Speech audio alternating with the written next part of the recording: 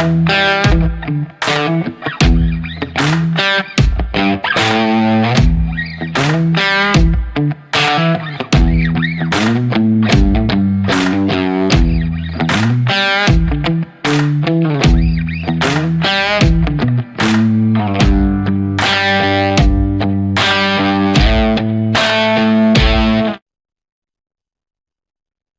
Phil Jusino, and this is the Phil Jusino Show coming at you from Strathmore Studios. Tonight, my special guest is Paul Bond. Paul, welcome aboard. Thank you. I'll get to you in a second. Stay seated.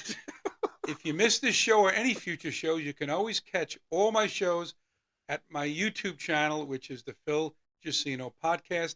And you can also catch my shows on TV if you have Cablevision, Thursdays at 10 p.m., channel 115. The Barbara Williams interview will be on next Thursday, January 11th. This Thursday, it is Ed Vilbig, educator Ed Vilbig. And this show with Paul Bond will be on January 18th. So you get to see that. So without any further ado, let's get to it. Paul, welcome aboard. Thank you, Phil. Thanks for having me. You're very welcome. I just want to tell my audience, you and I met at the Mecca of Comedy, which is the Smithtown Bay Yacht Club. Well, Quite a few years ago. You got to do the big gigs, you know what I'm saying? Pre-COVID. And then I invited you onto my radio show, 103.9 FM LA News Radio. Yes. You wore your, I don't know if it wasn't your MAGA hat, because I got you that hat. You wore a Trump hat. I wore a hat, and then you honored me by coming to my stand-up show at the America First Warehouse. Exactly. And you brought me this hat. That's right. Okay. What do I show? Is this good? And you gave me a shout-out the next day. I appreciate that. That's right. Ultra MAGA. Like, that's an insult. Right. No, well, that means I really want to make America great again. You know, there's nothing wrong with that. There's nothing wrong with that. But once he said it, I couldn't believe how fast you got the damn hat. I was like, he's like, hey, look what I got you. Well, I had bought a couple ahead of time just for that purpose. And yeah, but he had just said it. Oh, okay. Yeah, that's what I'm saying. Joe Biden is responsible for that hat. Ultra MAGA, that's right. Yeah, because he said Ultra MAGA. Like, well, you can get a lot of good stuff from Facebook very quickly. I just ordered it, and I think I ordered 3, and I said, you know what, you're a perfect guy for that hat. Oh my God, thank you. I appreciate it. You're a brave guy. You're like me. You're not afraid to put that hat on and walk through Whole Foods. And I'll tell you why I'm braver than a lot of comics, because I started talking against the left in comedy way before anybody else. If you remember, there was nobody talking for our side in a comedic fashion. Couldn't do that in showbiz. Rob Schneider wasn't around. Roseanne wasn't around. None of these people were around doing what I was doing, which was coming out and saluting the troops and making sure that people remember that cops are valuable. Right. You know, and it's nobody was doing it. And people were afraid to book my pro-America comedy tour because they were afraid of getting picketed. You know, like having people out front, you know, going, oh, don't go to this show. And now everyone came out of the closet.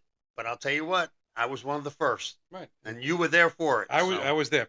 Now let me before you take over my show, let's go over a couple of things. Go ahead. He knows me. How did you get? I always ask when I talk to a comic. Yeah. How did you get into? You weren't 5 years old and like Little League or hockey. How did you get into comedy and how old were you? Well, I'll tell you, it started in high school. I used to be a big fan. Oh, he's still a big fan. I'm going back. Okay, this is going to date me, but I love the Marx Brothers. Wow. And Laurel and Hardy and all that stuff. My friends and I were very big nostalgic buffs, and we got out of going to class by creating a show that we went class to class with, performing old Marx Brother routines and old Laurel and Hardy routines and classic the school was okay with that. And the school was cool with it. They loved it.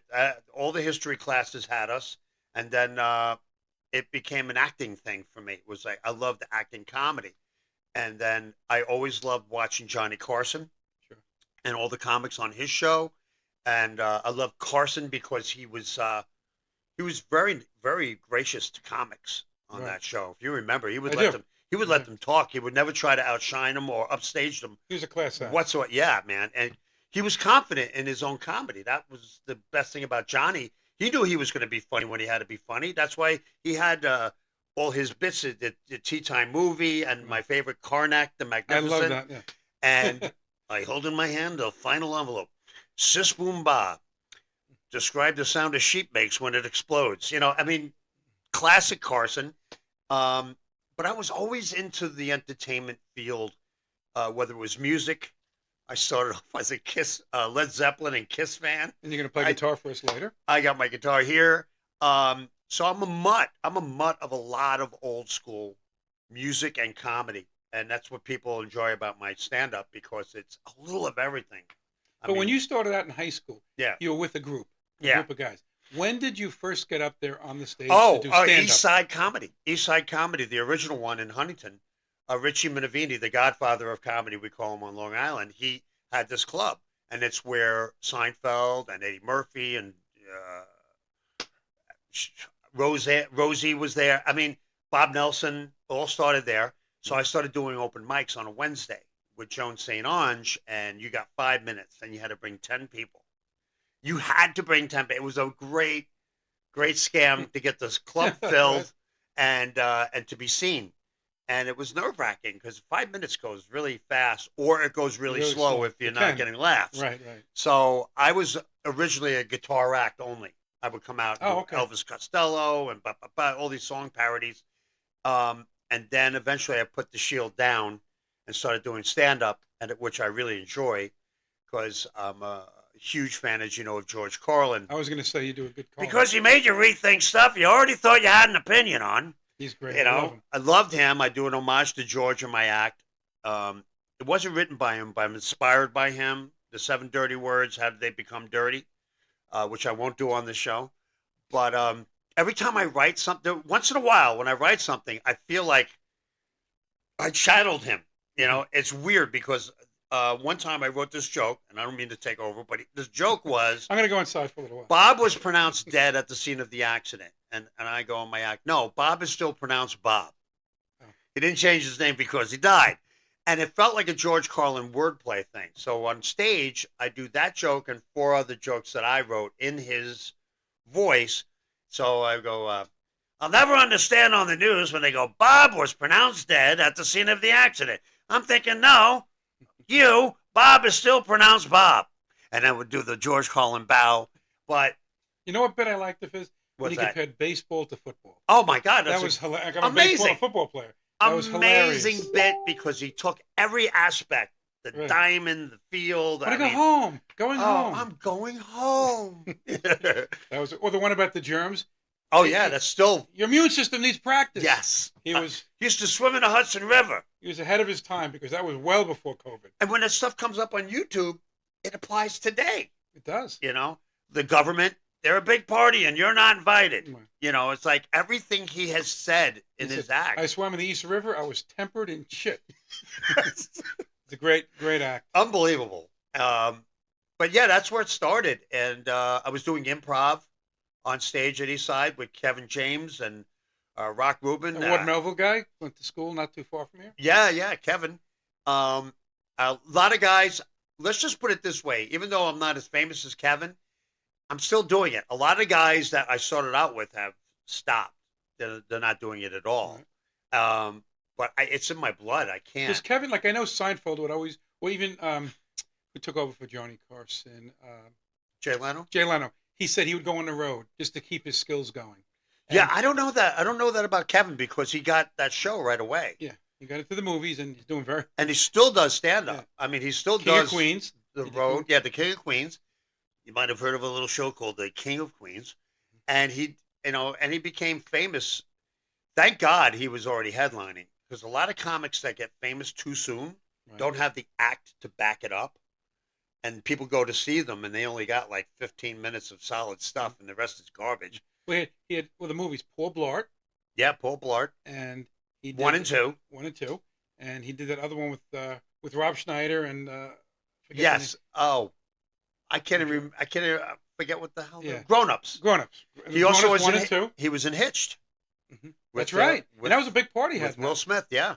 I like Here Comes the Boom. He's a wrestler. Yeah. Good movie. Yeah, it was very good. And he's a very versatile guy. His comedic strengths are his physicality. Right. He obviously was a fan of John Belushi and who's that guy who just passed away? Chris Farley. Yeah. That kind of stuff. being loud. Exactly. Right. But I from the stand-up comedy, I went on the road with Jim Brewer for quite a Sure. few years, and because of that tour, I was his opening act. Here's how he approached me. He goes, "Listen, going to do a tour." He goes, "I need you to open up for the show, but I also need you to play heavy metal guitar." I go, "What?" He goes, "Yeah, I'm doing a music thing behind me, but I want you to play the guitar in that band. I have a 3-piece band, and you're going to be the guitar player, but my opening act as well." So I got 2 paychecks Wow. every Now, show. what was your connection to Metallica? Jim Brewer. Jim Brewer brought in Metallica. It was funny as we're performing at the Holiday Inn, which was Bananas in Hasbrook Heights, and he gets a call in the hotel room. We're hanging out, and he goes, "It's James Hetfield." Now he's close with James and Lars. They go on vacation together with their kids. I mean, when they were Okay. much younger and stuff. So James goes, "Yeah, we want you to be a part of a show called Metallica Icon on MTV," and they had just done one for Aerosmith and a couple of people. And this is the And real band, the real band. not a tribute band. No, The the real real band. thing. Okay. So, and Jim goes, "He wants us to do Metallica Icon on MTV." I go, "Tell him yes," just like that. He goes, "Yeah, okay." So he hangs up the phone and he goes, "What did I just agree to, Jim?" I said, "We have to play Metallica songs at Metallica Icon." He goes, "What?" He goes, "I don't sing Metallica." So he came up with the idea of doing, because they are fathers, Jim and Metallica, they all have kids. We did a heavy metal version of "If You're Happy and You Know It, Clap Your Oh. Hands." And it rocked. It was just like, everyone This is was at the treating concert. it treated it like a concert. We did it at the show. It was taped on MTV. And it's crazy. I get to play metal guitar, Wow. and you see James and Lars reacting, "Yeah, yeah," and we're playing "If You're Happy and You Know It, Clap Your Hands." We rocked it out. Is that on YouTube? It's on YouTube. Yeah, it is. Put Jim Brewer Metallica MTV, and it comes up. I dyed my goatee. It was in the. When the hell was it? It was in the days of System of a Down and stuff. Everybody had a long goatee, so I had a goatee. I dyed it black to try to look younger. My sideburns were black. I'm like trying to be the young I guy. gotta check that out. Oh my God, it was great, and it worked. It worked great, and that's how I got to know Metallica. Mm-hmm. Then they came to a show at the Fillmore. They actually were hanging out in the top, and I'm like, oh my God, nothing like a little pressure on me playing metal the entire show in front of Kirk and James. And they loved the show. I got pictures with them, and Lars hung out with us on the tour bus, and we played System of a Down all night because he loves that band. So Where do you get your inspiration from? I know you mentioned Carlin, but where do you, when you think of, you got to come up with some jokes for a show, where do you get your inspiration? well, a lot of my stuff comes from just real life, like every other comic. But I also try to get it from a political standpoint because that's where I'm coming from. My show's not totally political. Don't get me wrong. It's not like Bill Maher, who'll, you guys sit for an hour and listen about how shitty the right is. Although he's come around a little bit. Oh boy, Amazing. oh boy, to a degree he has. But I get inspiration from everything. I'm just tired of dealing with assholes in life, and they go right into my show. I get mad at them, but then I go, oh, they're perfect, and then I write a bit based on that event that just happened to me. Now, I had asked this question of another comic, Kevin Downey Jr., Yeah, Kevin. and he was on my show many years ago, and he came on with a Trump hat, the red one, Yeah. right? And I said and he used to be a liberal years earlier, Okay. and I said, I know in show business, people couldn't come out of the closet that way. No. If you want to work until you made it really, really big, and then you could say whatever you wanted. Right. But I said, did it hurt you? And he said, well, look, I'm sure there were some places that might not hire him, but there were other places that would. Mm-hmm. So you made the calculation that you were going to, in a sense, wear your politics on your sleeve, make it part of the show. I've been to one of the shows, and you make fun of Biden and all that funny stuff. Yeah. He fell 3 times on the staircase of Air Force One. His son's on the pipe, and Kamala's a whore. Everybody, Yeah, it's easy. He's so easy to make fun of. Right. It's ridiculous. But you didn't lose. I don't think. Did you I lost much, lose? Yes, I lost a lot in the beginning. But did you make it up in other ways? I'm making it up now because I'm going across the country raising money for vets. That's the show. It's called the Pro America Comedy Tour, and I raise money for veterans. Or if the police department needs to raise money, I'll raise money for them. I'm also an animal rescuer. Cats especially, right? Yeah, and so I raise money for animal rescue. So, and if you want to adopt a pet, get a hold of me on Facebook because we have. I remember pets in because need. when I went to the Smithtown Bay Yacht Club, at the end of the show, you were selling Yeah. CDs for that purpose, Yeah. animal rescue, and I remember that. Yeah, it's very serious for us, and money's always needed. We're a 501c, but we're mom and pop. It's like four of us, and then we have what's known as volunteers that go out and feed or help. But I'm basically the hub. I don't know. I got sucked into being the guy. So whenever it snows, it's me out there shoveling all the colonies out because we got to build housing and we got to build feeding stations away from the housing, and we spade and neuter to every colony we feed, and we adopt out the ones that can be adopted. Not every cat or dog is adoptable, so it's hard work, man. And people just think, oh, what a great business. No, it's sucking my bank account dry. It's crazy how much money it takes to do what we do. Can imagine. But how did you get into help veterans? The veterans was part of the whole idea of the Pro America show. But also, I don't know if you know, but a lot of veterans halls and American Legion halls are having a hard time staying open. I can imagine. So this helps them bring them back on the map, and I've done in Pennsylvania, I've done in Florida, I did it in upstate New York, and that's why I came on here also to promote the Tri-City area, the Tri-State area. Sorry, I said Tri-City because my parents live in Tennessee and they were in the Tri-City. But it's to raise awareness that these places aren't doing well, and they do need support. And I'm doing it through comedy. So I love the veterans, and I think the youth has to appreciate the veterans a lot more. I think they take for granted what they have. They really do. And it's sad that that's the case. I'm always surprised. I never knew there was this much anti-Semitism in the world, in this country. It's crazy. It's just gone berserk. So I try to bring some levity to it all. I don't. I'm not vindictive or vicious with my comedy, but I get a bit of a rally going, like Carlin. Like he'll state something and everyone starts going, yeah, and then I'll hit him with a punchline.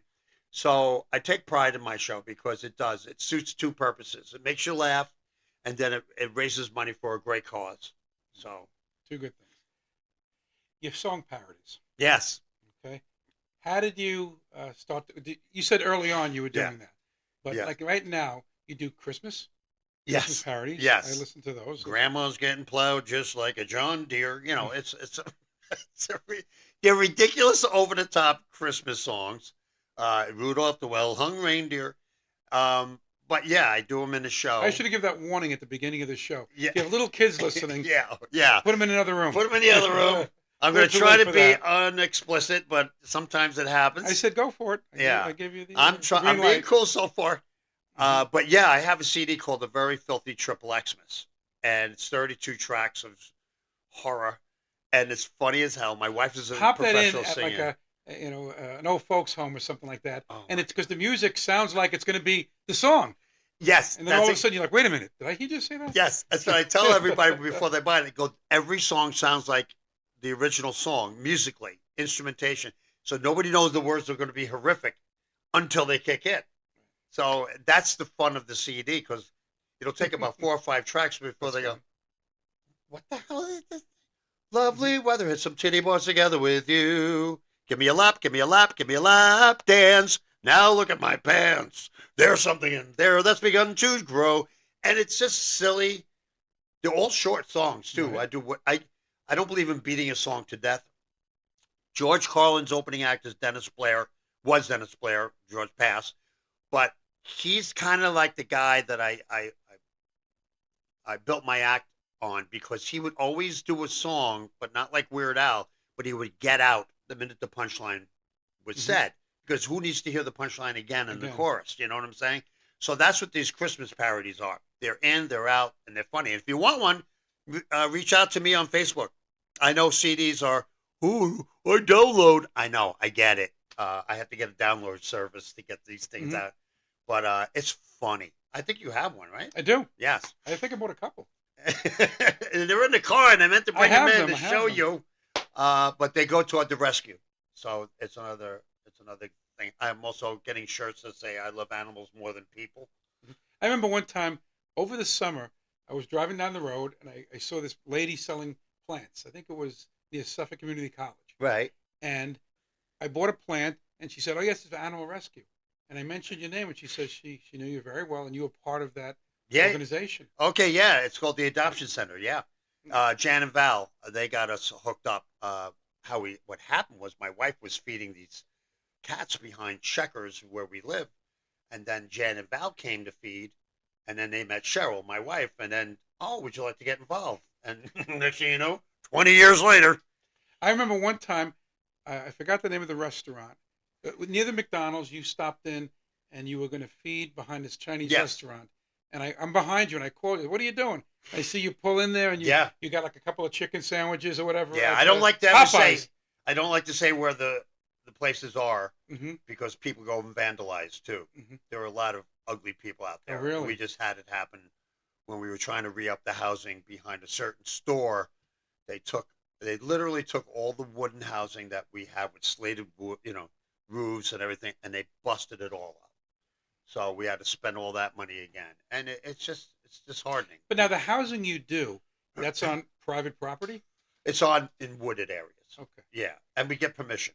I remember years ago, I won't give the name, I had a client, and she was feeding the cats at not Pilgrim State, Kings Park. Okay. And they didn't want to get her in trouble, so I got a phone call. And it Yeah. says, you got to tell her she can't go on the property Right. and feed. Because there were a lot of cats, you just imagine. Right. Kings Park, Well, the old psychiatric center. if she wasn't spay and neutering, she wasn't doing anything good then. Mhm. You have to spay and neuter her. Otherwise, there's more and more and more. You have to take over the area that you're in. And this is what they liked about us. Whenever we go in, we say we're a rescue group. We don't just Mhm. feed them so they stay alive. We spay and neuter them and get them adopted if they're able to be. So that's what they like about what we do. We're not just making cats multiply. And I'm glad you said that because I wasn't sure exactly what you were doing. yeah, man, it's it, and it's a real deal. I fed 7 colonies today. It's every day, and I take pride in it, and it does hit the wallet. I'm not going to lie to you. Sounds like a movie, 7 colonies. Everything. I'm like, I didn't lose this hair over nothing. Let me tell you Mhm. something. But yeah, but I take pride in that. I take pride in raising money for veterans and the police department. People that take All shit. great causes. All great causes and patriotic causes. And that's why I love being hooked up with the America First Warehouse. Tell us, I've been there. Yeah. Tell us a little bit about, you go in there and it's like, Oh, it's a shrine. It's a freaking shrine museum. to Republicans and Trump, and you think you died and went to Republican heaven. It's an amazing place. It's insane. They're on Facebook. Go to America First It's Warehouse. an amazing, amazing place. And when you walk in, it's actually like an airplane hangar. That's how big it is. It's a warehouse. It really is. And fortunately for him, Joe the Box, he's called Joe the Box. His brother is John the Blanket because they do shipping. They're a shipping company. And fortunately for them, when COVID hit, they were sent all the vaccines. They were storing the vaccines. So they actually had to buy more warehouses, which helped them build the America First Warehouse. Because this is designated for that. Yeah. They don't do anything else. And I guess they had no idea what he was doing other than just shipping. The time I was there, I'm sitting there, right? And there's, the room in the back, like if you were on the stage. Yeah. I think he was there that same night. Yeah. That Giuliani was there. And I'm like, there. Is he sitting in that room? But it was surreal because this was right before Zeldin, he was running for governor against Hochul. And most of the people there were Zeldin supporters. Yeah. That night, anyway. And then Giuliani comes out and does a PowerPoint presentation. For his son. For his son. Yeah. And people are sitting there like, I'm not so sure about this. Joe the Box was a big Andrew Giuliani. He was. Okay. Yeah. Because I think if he wasn't, he wouldn't allow that to happen. In fact, Andrew, Rudy's there the first Friday of every month now. Okay. I've seen we're raising money for him because I know he got totally screwed. Anybody that endorsed Trump, was near Trump, was friends with Trump, They all They got hit all hard. got it. They all got it. So it's just if you can't see that as a lefty, Jesus, just please, just give up on life. Just put a gun in Well, let your me ask you mouth. this: in 2024, actually 2025, Yeah, the new president, hopefully Trump, yeah, will take office. You're going to lose Biden. yeah. So, what are you going to do for comedy? Oh, I did comedy way before Biden came along. There's always something funny because the left is always up to something. It doesn't have. They don't have to be in You ever do charge. anything funny about Trump? Yeah, well, I have a lot of friends that do great Trump impressions, um, but I never. Well, you got to also remember when Trump became president, it wasn't too long after that COVID hit. Right. So it was hard to do any. We were lowest on the entertainment food chain. Comics were just like gone. You Sure. couldn't do any comedy. So You should have done that at liquor stores. They kept open. what? Yeah, I was a non-essential worker. Okay. But when people needed to laugh the most, I became a non-essential. And, bands are working, but comics can't. They go, yeah, because people excrete Oh, when geez. they laugh. It was a weird time, man. Oh, absolutely. It was just the weirdest. I felt I had to like sneak into my office. Oh, It was crazy. and it was all unnecessary. All of it was unnecessary. Yes, it was a real virus, but it was the flu. Hello. The flu killed a lot of people. You notice the flu didn't kill any people that year. Didn't kill Yeah, any people. I noticed. The flu disappeared because everything was being checked in as COVID. That was the money machine. If you got checked in as COVID, they got $6,000. If you wound up on a respirator, that was You could be hit by a car, $39,000. and And right, you get hit by a car, you're checked in as COVID. It was just a money making machine. so I'm gathering it. You weren't a big fan of Fauci. Oh no. Yeah, I'm glad he retired, but he's coming out with a new line of bicycles. They come complete with a back pedal. This guy could have been wrong more. Right. Come on, even weathermen were looking at him going, we don't mess up that much. Fauci was involved with the AIDS thing, with the AZT, and killed a lot of people there. He killed a lot of, they eliminated every cure just to get the vaccine. Now, people can disagree with me, but go do your homework. Is this the camera or this the camera? Which one? Right or left? Okay. Go do your homework. Hydrochloroquine, ivermectin, and monoclonal antibodies became extinct. Why? Because they were the things that were curing people. And you cannot create a vaccine when you have a cure. And that's why they went after Rogan, guns blazing. Yeah. Oh, how dare you cure yourself? The horse pills. What was it? Now, yeah, horse dewormer. The horse. The guy's a multimillionaire and he's taking horse dewormer. Are you serious? Now, if everyone remembers, what a short memory we got. Trump got COVID and he was better in 3 days. He's driving around the town. Remember that? Regeneron. He had there was stuff that was curing COVID. There was no reason for a vaccine But you ever. couldn't talk about it because then you were No, you can't. labeled fringe. I'll probably be shot in the head walking out of the studio today. That's how crazy they It's are. a good neighborhood. Don't worry about it. Yeah, it's a good neighborhood. But that's the problem. People didn't do their research. My wife and I never got it. I have a few friends that didn't get it. I've lost friends because of it. But people are in denial of how much that costs lives, and it's a slow genocide. And what about old people? People that maybe had diabetes. Yes, those are ones when it initially came out. Those are the ones I gave the okay with. I'm like, okay, look, if they get it, they could possibly put them away because it's worse than pneumonia. And my parents got it, and I was like, I understand, but I just turned 60 when it happened, and I'm like, no. And they were saying people 60 and up. I'm like, no, I'm not getting. I never got the flu vaccine, and I've had problems with the vaccine I got since I'm an infant. So why am I going to go put myself through? It was a test product. It was only approved for emergency purposes. You don't like any vaccinations, right? No, I don't For like you any. personally. No, I don't like. I'm not. Oh, I'm an anti-vaxxer. Yeah, because the body, like George Carlin, has an immune system, and you build on that.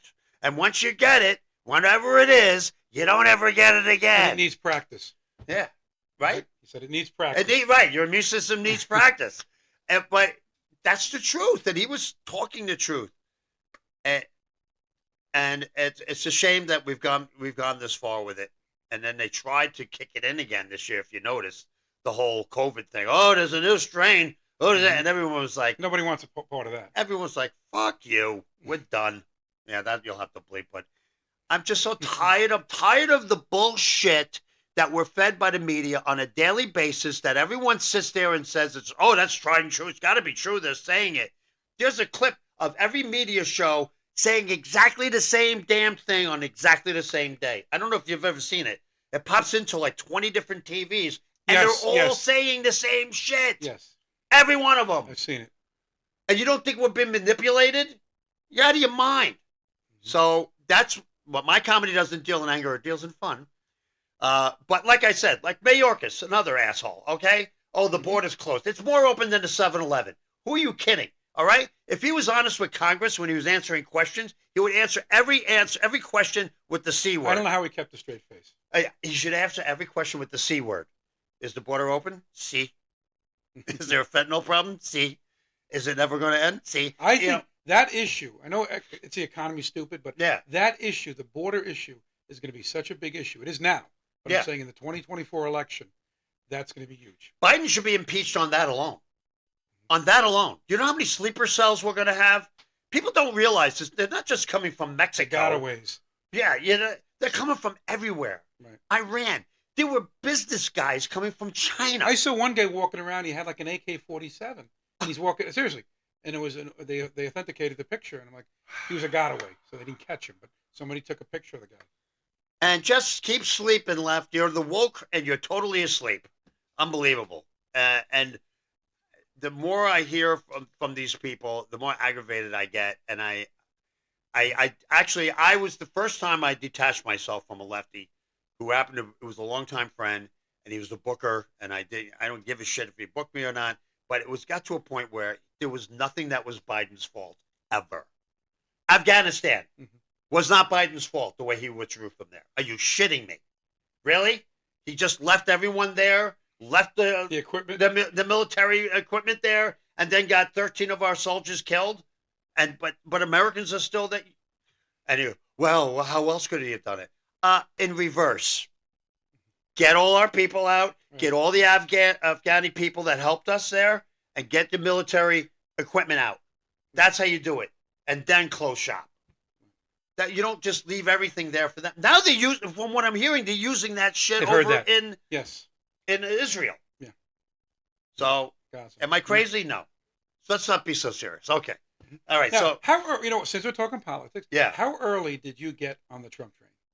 I was happy when he first. I always wanted him. He came down the escalator. I always wanted him to run. It was way before he came down the escalator. He teased us a lot through the years. Yes, he did, and he was asked a lot through the years, and everyone was asking him with such positivity.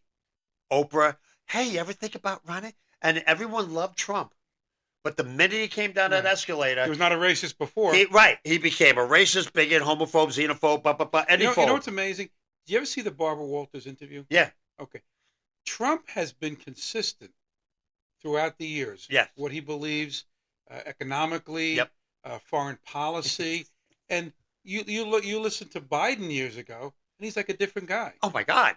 Yeah, he's a puppet on a string. and all these things he comes out with. He's Chef Dunham's puppet. Yeah. That who the hell cares? That guy. You ever see? Yeah. He dressed him as Biden. Yeah. Now he goes around instead of him. He goes around. Right. But Oprah loved him back then, and Barbara Walters. Everybody adored Trump. He was hanging out with Al Sharpton, so he wasn't a racist. Letterman, who's now an extreme lefty, I just want to punch him in the throat. I mean, all these people, like, oh, he can't. Trump is a threat to democracy. If I hear he's a threat to democracy one more time, I'm going to kick some teeth in. Because what they're doing right now to try to keep him out of the race, that's a threat to democracy. I mean, trying to get him off the ballot. Yeah, for something he wasn't even charged with, insurrection. Yeah, and charging him with we'll start with the impeachments. No apologies after that. And then the insurrection. He wasn't even charged with insurrection. He wasn't. So I get my blood pressure up over this crap every day, but I'm just out there trying to make people laugh and see the bright side, because there's not much on the bright side when it comes to Biden's regime. Now, let me ask you, do you think if Donald Trump gets reelected, because America, I love it, great country, certainly heading in the wrong direction. Yeah. Do you think And do you think there's anybody else What? other than, because I remember having a conversation with my dad a while ago, Yeah. and he's like, it's got to be Trump. Trump Right. is the only. There are Right. good Republicans out there, but Right. he's the only one that has the guts. I don't think he used the word guts, but Yeah. that will make a difference and take us to where we need to go. Who else do you have your eye on? Vivek, because he's a Trump endorser, number one. Trump isn't going after him. You notice? What's that? Trump isn't going after Vivek. No, he said, how do you dislike a guy who likes you? Says you're the best president. Trump's got, yes, listen to me. I know. Trump can be an egotistical asshole. I know. It's all about Trump. I know. But you know what he also is all about? America first, not America last. And all Biden had to do when he got in office was nothing. Nothing. Leave everything in place that Trump did. Mhm. Can you believe he got as much done with all the gunfire he was under for 4 years? It's amazing. It's amazing what he got done. Think about that. That's a mind blower. How he got it so our jobs were coming back from overseas and well, I hate him for the vaccine, rushing the vaccine, but there's so many things that he got done. He was the first president to walk from North Korea to South Korea. He kept Moved everybody. the embassy in Israel. Yeah, the embassy in And that Israel. was supposed to be done years ago. Oh, and what the hell is his son-in-law's name? Jared. Jared Kushner. Yeah, he got peace in the Middle East for a little bit there. You know, and it was just like there was stuff going on that people just ignored. Economy was doing well. Gas prices Inflation were was not a $1.89. $1.89 when he left office. And the first thing Joe did was cut off our supply, XL pipeline. and that was it. Shut that down. That was the beginning of the end. Well, everything's going up in price. It's not because of Joe Biden. You don't think transporting shit costs money? Everything went up immediately when he did that. And Trump did just the opposite. So, as far as I'm concerned, if he became president, he should definitely have Vivek as his vice president. I think Kristi Noem might have an inside track. She recently endorsed him. The governor. Okay, but I just think the way Vivek is handling the media, just like Trump, the way he's handling LGBTQ, just like Trump, he's handling stuff. I wish I saw the last debate. I just wish, and he doesn't need to be. He's a very, very bright guy. Yeah. A little less abrasive, like he told Christie, go have a meal. You don't need to. That's Trump's thing. Trump can insult people. No, because what he was arguing about was undebatable. Yeah. So that's why he said, "Shut up and go have a meal." Yeah, but you know what? That was kind of a It's a knock fat through his joke. weight. Well, Christie's shadow weighs 100 pounds. Come on, let's be honest. You look up saturated fat in the dictionary, it's a picture of Christie in the shower. I could go on and on. But you don't need to go there because there's enough there to go after. No, I understand that, but it was just one of those things where you got Christie he so deserves every insult he gets because he shouldn't even be up there. 2%? Really? You're running on 2%? That's milk. 2% is milk. I saw a poll today that Trump is leading amongst Hispanics, which is pretty damn good. Yeah. And also with the younger people.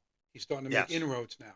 And if Biden were to lose any percentage of the black vote, if he loses the Hispanic vote. Charlemagne the God just said he's not hot on Biden anymore. Mm-hmm. Remember Charlemagne where he Sure. said if you ain't black? You ain't black. I remember him.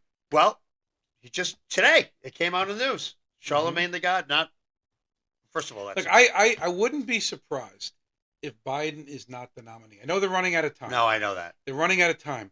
But I talked to there's nobody strong on Biden. They'd be like, I don't want Trump. Like, think about it. You ever see the man on the street interviews or someone goes out there with a and if you said, why do you like Trump? People can articulate a reason. Yes. He closed the border, the economy. When you say Biden, all it is I don't want Trump.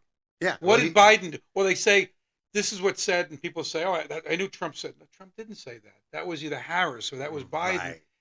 I love when Like they you do said, that, when they give quotes. People just don't know and what then they're talking and then they about go, out well, Donald Trump should, well, that was Biden. Mm-hmm. That was Harris. And that was somebody that was the Democrat. And you're just not listening. You're not paying attention. I have a friend. I love the pieces. And he goes, and he's a Democrat. I said, do you know why you're a Democrat these days? I'm not being an idiot. I said, I used to be a Democrat. I voted for Obama the first time. I voted for change. I wanted change because after Bush, everything was friggin' nuts. So I voted for Obama. I almost said O'Biden. Isn't that funny? O'Biden, because that's what's going on now. And after that, I voted for him once. After that, it was McCain. But I had to give it a chance because it was just going crazy war-wise with. But look, assuming a fair election, I don't see how Biden, because people say, oh, he beat him once. Let's assume it was a fair election. Yeah, let's assume that's for a a second. big assumption. There's a body of work, or lack thereof, that you can look to Biden. Before it was kind of like, we don't know what he's capable. He's a senator. Yes. How bad could it be? Yes. How bad could he? What do you got to lose? We don't want Trump. Now it's like, you know what the last 3 years look like. Right. Do you want? There's going to be a fourth because he's still going to be. I don't want him to leave just yet. I don't want Harris as president. Oh no. Not at all. No. And then if he were to win re-election, you know at some point Harris is taking over.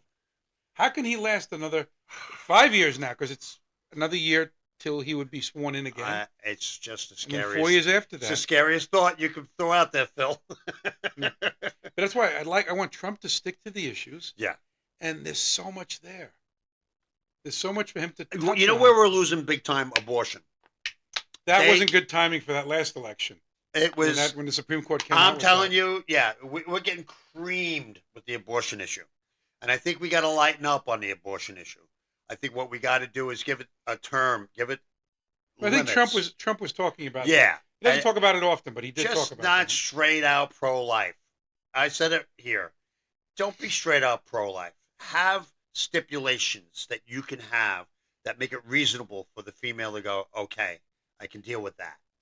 Okay? So far into a trimester, or if it's incest, or if it's been raped, Right. to have those stipulations in place so that people can feel like, okay, I am in charge of my body still Right. because I am choosing. I'm choosing.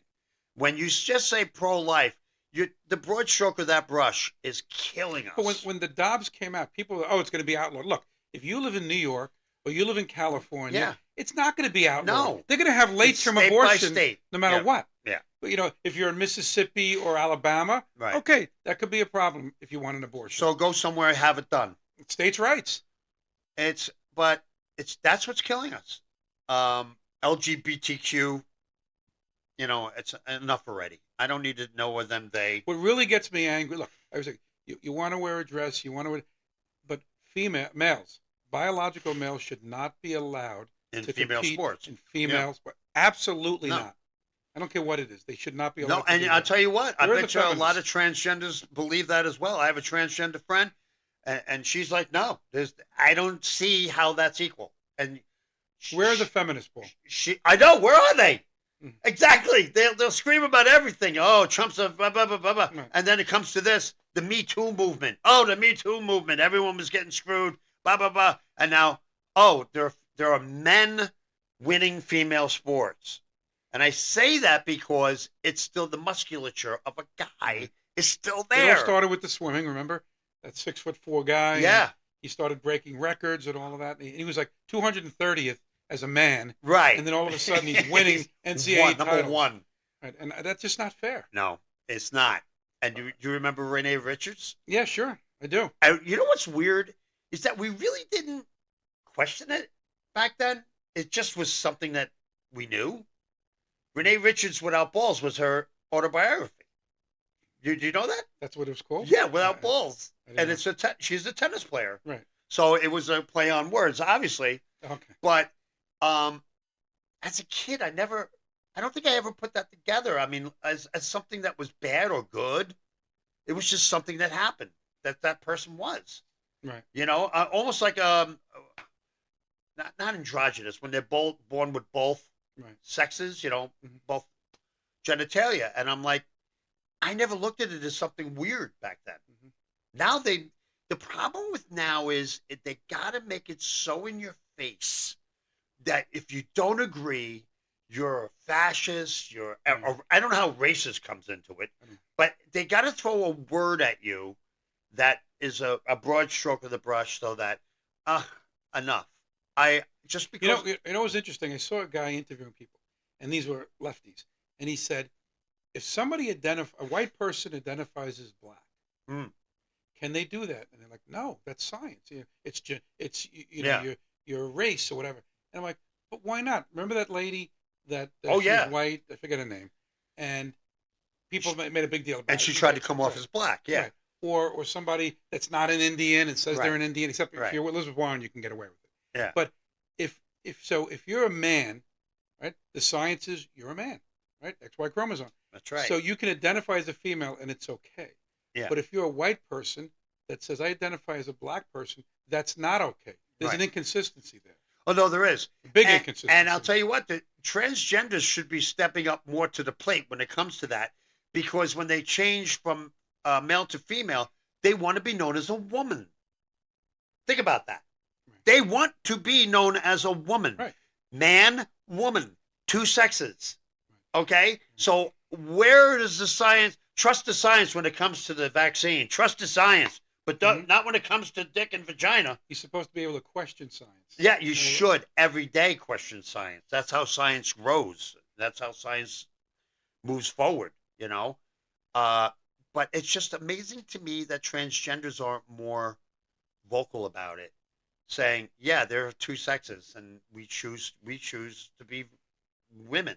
I saw an interview where, did you have any? This interview where they were asking people, well, actually, if let's say they went back 100 years and they found a body, Right. it would either be male or female. Right. There wouldn't be anything else. Okay. Dan, do we have any comments? You want to play the guitar? Oh yeah, sure. We didn't even show my clip. Yeah. In fact, speaking of transgender, what a great segue.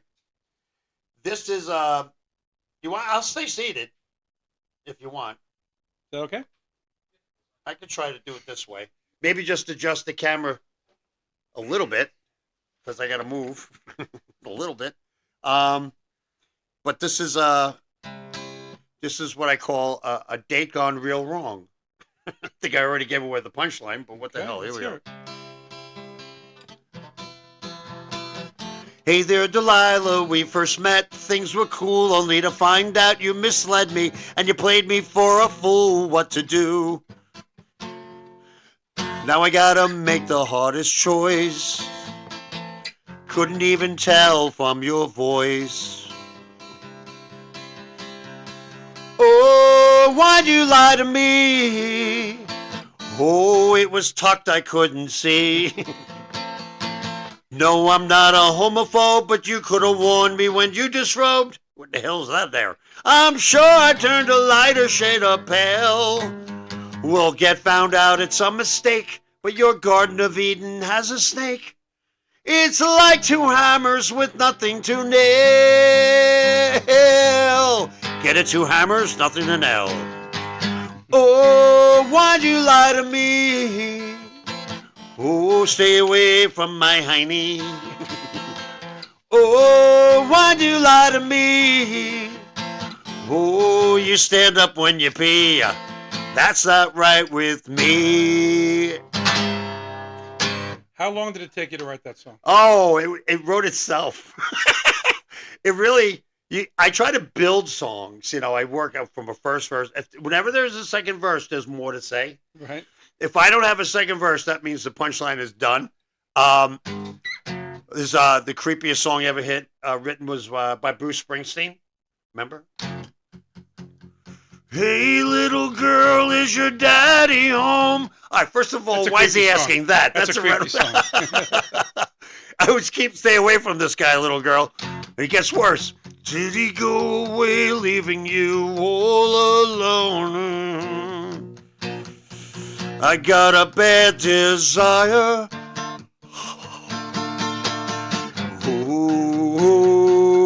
Oh, I'm on fire. And you didn't even change the word. Not a word. Not a word. And it's the creepiest song ever. Here's a quick one, too. I saw my first real G-string while I was doing 69. It was wedged up there really good. How to pull it out of her behind. And she's my wife. Ladies and gentlemen. No, it's actually my wife's fault that I'm here. She said, go be an asshole somewhere else. I got a couple of comments. One says, few better rock on Paulie. Another one says, wow, back to great guest. Fantastic.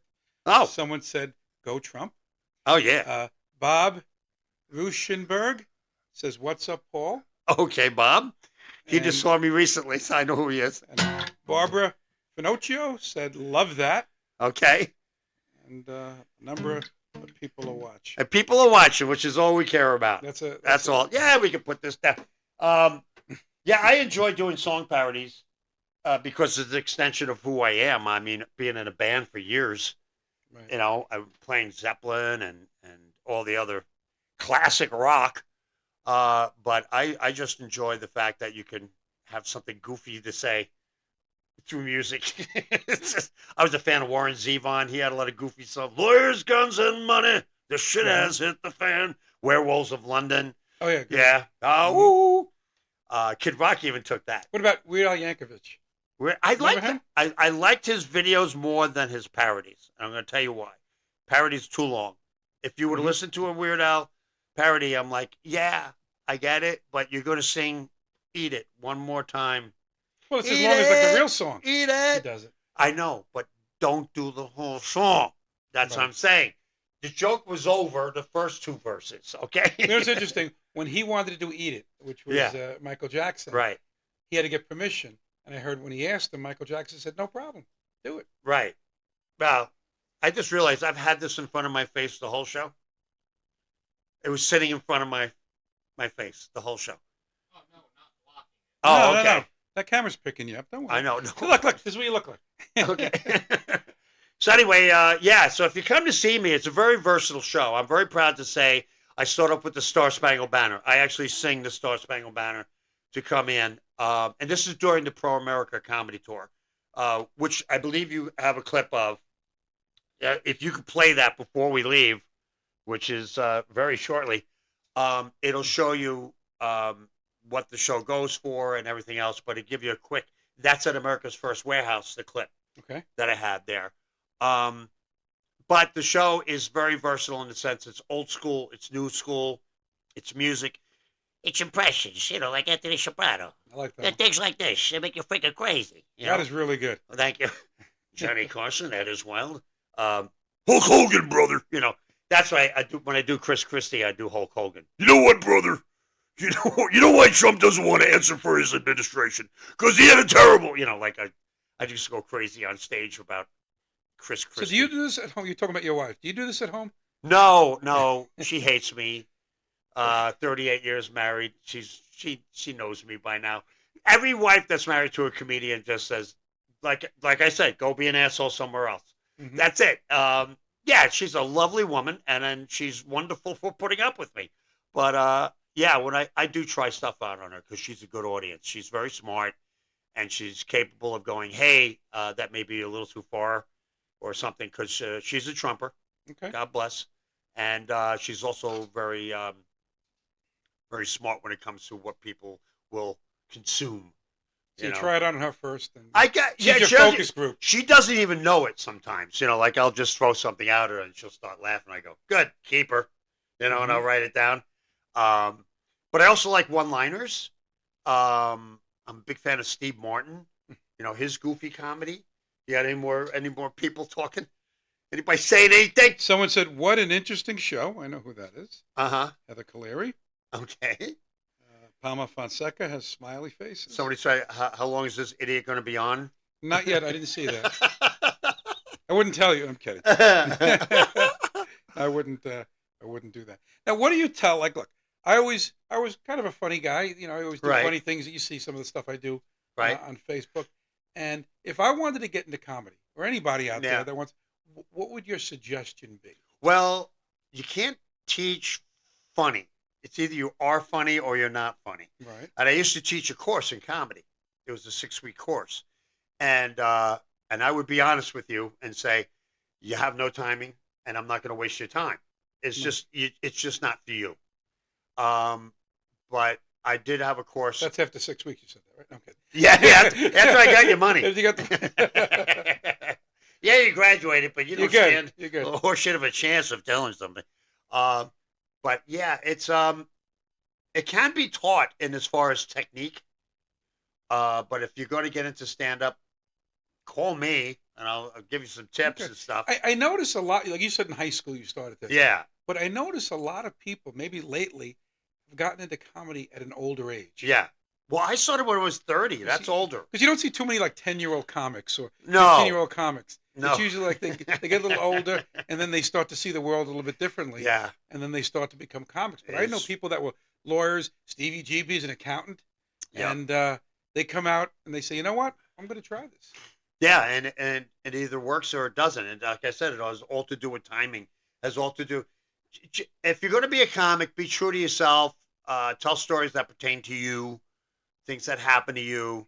Of course, you always exaggerate to clarify. Mm-hmm. That's what comedy is. It's an exaggeration of life. Yeah, I got a lot of that in my act. I got a lot of things that are very relatable to people. So, you know, if you come to my show, it's not all political. It's not it's not heavy-handed anyway. Although I want to put the pro-America tour F the left. Mm-hmm. Now, when you do, let's say, a routine, like you said, sometimes things that are personal to you. Like when I go to my parents' house for breakfast on a Saturday, I come back with so much material. It's unbelievable. Right. I could do an HBO special. They're watching, so I got to be careful. Yeah, but you always got to wonder, is it relatable to everybody else? Well, that's my question. Yeah. Say, but you know what it is? Sometimes you got to know your audience. Yeah. Because, like, I know I went to see CBGB the other day. He was very funny. But you had, like, it was a Jewish center, so you had all these Jews who were, like, 75 to 85. There was a couple married 66 years. So some of the stuff they might not have got. Yeah. Where if I, let's say, had an audience and I started talking about going to my parents for breakfast, people 50 and 60 could relate to that. Yes, exactly. Because they know. Yeah, you definitely got to know your Where audience. the older crowd is like, what's wrong with that? What are you talking about? But sometimes it's weird because I get my biggest compliment is when both age groups like my show. Like when the young people come up, they go, dude, that was so funny. And then the older people go, man, I love that old school comedy. Because I'm a bit old school and a bit new school. And I dabble in enough of each that everyone is satisfied, I feel. Right. And I always ended on singing. Oh, Bob Krell said, I love you, Paul. Luna said hi. Okay. It's a dog. Then Bob said, I shared my friends are not as nice as me. He said. Okay. Doreen Quinn Giuliano is watching. I know Doreen. Uh-huh. So we're getting a lot of people, some that know you, some guy I went to high school with. Wow, back to the great. Oh, that was the guy that said that. So. Sorry, somebody went to high school with me? No, with me. Oh, with you? Yeah. Oh, okay. And he likes you. He says, well, back to my Okay, cool. Maybe he didn't like my other guest. I don't know.